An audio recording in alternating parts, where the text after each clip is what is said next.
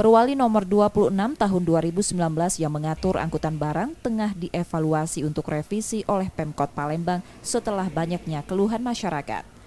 Warga menilai beberapa pasal Perwali bertentangan, seperti waktu operasional angkutan barang banyak dilanggar yang menyebabkan kecelakaan lalu lintas.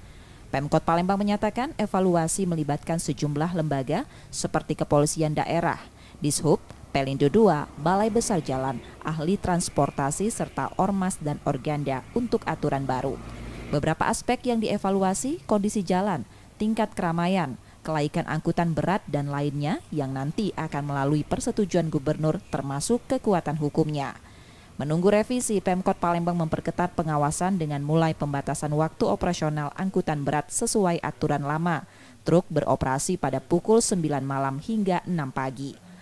Sementara kita tetap mengacu ke Perwali yang 26 dan saya minta ke Dishub untuk kerjasama dengan kepolisian untuk setiap saat tetap melaksanakan tugas untuk pengawalan ya, pengawasan, penertiban, kemudian pelang-pelangnya nanti kita tertibkan untuk misalnya ruas jalan ini jam sekian sampai jam sekian tidak boleh kendaraan ini masuk dan sebagainya. Itu kita lengkapi lagi.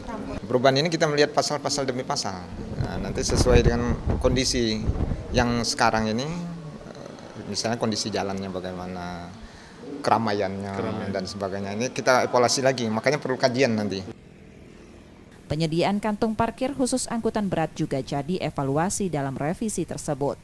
Catatan Kepolisian Daerah Sumsel, ada 5 kasus kecelakaan lalu lintas yang menonjol terjadi di Palembang akibat angkutan berat.